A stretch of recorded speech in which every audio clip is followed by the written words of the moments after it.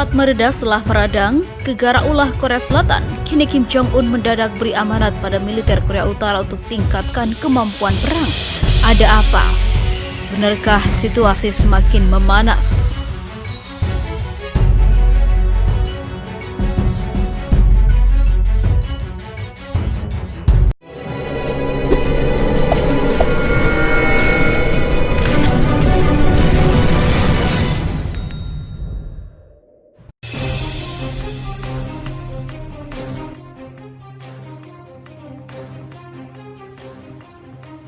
Belakangan Korea Utara dan Korea Selatan menjadi perhatian internasional, sebab hubungan kedua negara Korea ini kembali memanas. Setelah beberapa waktu lalu, pihak Korea Utara meledakkan kantor penghubung kedua negara.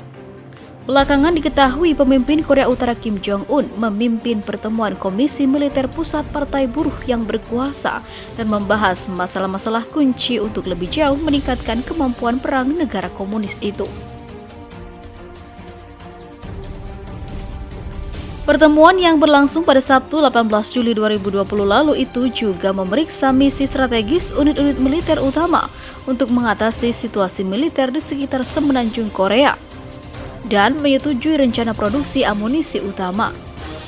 Pertemuan membahas masalah-masalah mengintensifkan pendidikan partai dan bimbingan komandan dan juga pejabat politik tentara rakyat dan menekankan perlunya mempersenjatai perwira muda yang menjadi komandan, tulis KCNA, kantor berita Korea Utara pada Minggu 19 Juli 2020.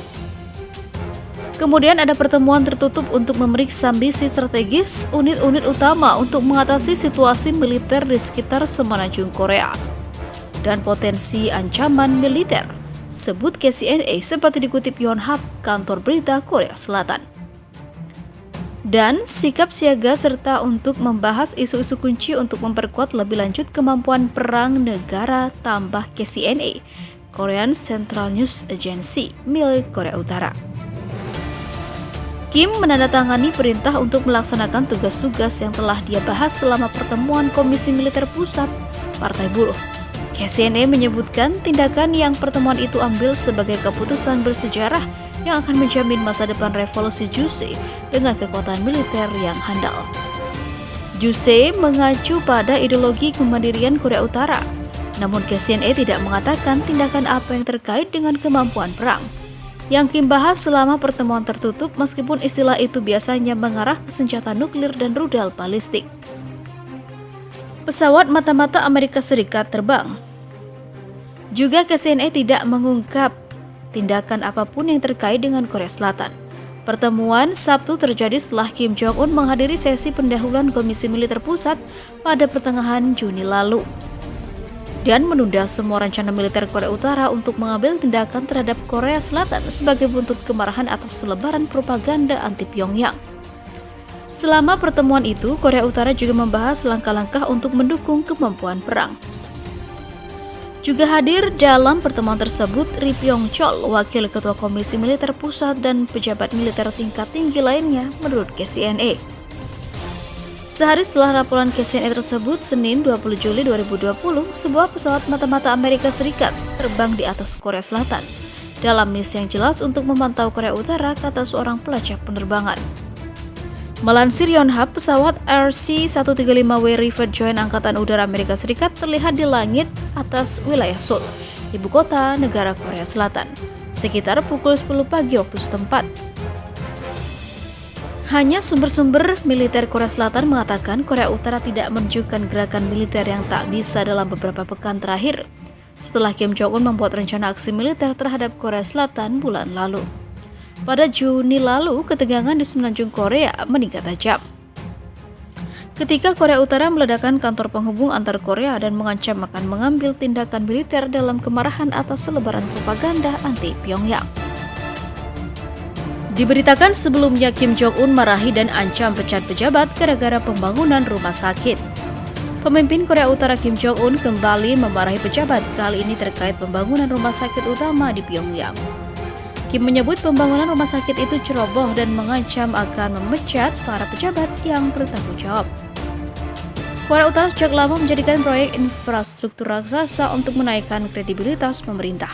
termasuk pembangunan perumahan di Pyongyang dan kawasan pariwisata Wonsan Galma. Namun, cepatnya waktu pembangunan seringkali lebih diprioritaskan ketimbang kualitas bangunan.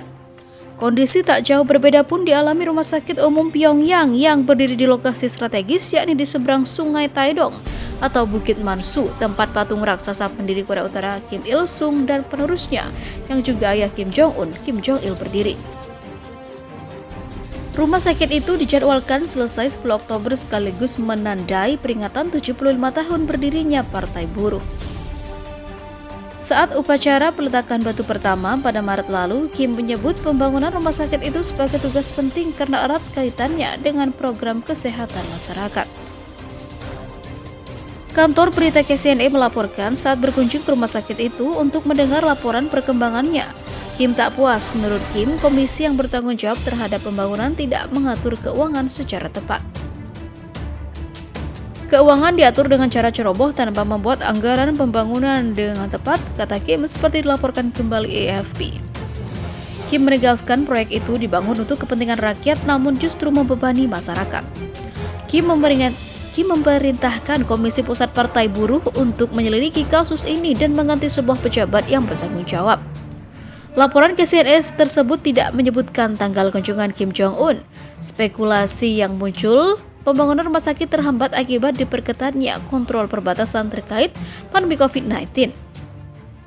Korea Utara menutup perbatasan dengan China sejak Januari atau saat wabah virus sedang mencekik negara tetangganya itu. Sampai saat ini, Korea Utara belum melaporkan satupun kasus meskipun COVID-19 telah menginfeksi lebih dari 14,3 juta orang di seluruh dunia yang merenggut lebih dari 601.000 jiwa. Di sisi lain, klaim nol kasus, Korea Utara sebut tengah mengembangkan vaksin COVID-19. Korea Utara menyatakan tengah mengembangkan vaksin COVID-19 meski negara tersebut mengklaim tak memiliki satupun kasus coronavirus. Dikutip dari CNN, Komisi Sains dan Teknologi Korea Utara menyebut uji klinis untuk kandidat vaksin di negara tersebut tengah berlangsung. Pengembangan vaksin kini tengah dilanjutkan dengan fase ketiga yang melibatkan pengujian pada manusia. Pengembangan vaksin untuk penyakit yang telah menginfeksi 14,5 juta orang dan membunuh lebih dari 605.000 orang secara global menjadi salah satu tantangan teknologi di bidang kesehatan. Banyak negara berinvestasi besar-besaran untuk mengembangkan vaksin ini. Pengembangan vaksin pun membutuhkan anggaran yang besar. Pengembangan vaksin ini pun muncul beragam spekulasi. Ada kemungkinan ini merupakan kombinasi dari rasa takut terhadap virus serta upaya untuk meyakinkan bahwa Kim Jong-un kembali bangkit menghadapi tantangan untuk melindungi rakyat. Korea Utara selama ini tergolong sebagai salah satu negara dengan sistem perawatan yang buruk. Negara komunis ini bahkan mengandalkan Organisasi Kesehatan Dunia atau WHO untuk memasok vaksin dan imunisasi bagi rakyatnya. Ada pula fakta bahwa Pyongyang tidak secara terbuka mengakui penyebaran infeksi corona di negaranya. Sebagian besar ahli memperkirakan sistem perawatan kesehatan negara itu akan cepat kewalahan dalam menghadapi pandemi. Banyak fasilitas medis Korea Utara tak memiliki akses ke listrik yang dapat diandalkan atau air mengalir. Obat-obatan dan peralatan lain juga sering tak tersedia. Kapasitas pengujian virus corona juga menjadi masalah. Perwakilan WHO di Korea Utara Edwin Salvador menyebut hanya 922 orang dari 25 juta penduduk yang telah dites. Salvador mengatakan melalui email bahwa sejak pandemi dimulai sebanyak 25,551 orang telah dikarantina dan kemudian dibebaskan. Sementara 255 orang yang seluruhnya merupakan warga Korea Utara masih dikarantina pada 3 Juli. Banyak pakar kesehatan meragukan klaim Korea Utara yang tak memiliki infeksi COVID-19. Virus ini sangat menular dan dapat dengan mudah merembes ke negara tersebut. Jumlah kasus COVID-19 di seluruh dunia hingga Rabu 21 Juli mencapai hampir 15 juta. Detail perkembangan kasus banyak diberitakan oleh media-media. Namun ada yang mengatakan Korea Utara berada di posisi yang tepat untuk menghentikan penyebaran klaster karena dapat dengan cepat memberlakukan tindakan penguncian yang lebih lambat dilakukan oleh negara-negara lain. Lagi pula negara ini menerapkan kediktatoran dan secara ketat mengontrol siapa saja yang dapat masuk, biasanya hanya sejumlah kecil wisatawan, diplomat, dan relawan. Rata-rata warga Korea Utara tidak diizinkan melakukan perjalanan jauh dari rumah tanpa persetujuan pemerintah. Secara umum, pandemi ini tampaknya terkendali di Korea Utara. Kim mengatakan awal bulan ini bahwa upaya negaranya telah menunjukkan keberhasilan, tetapi memperingatkan para pejabatnya untuk tidak berpuas diri karena krisis kesehatan global belum mereda.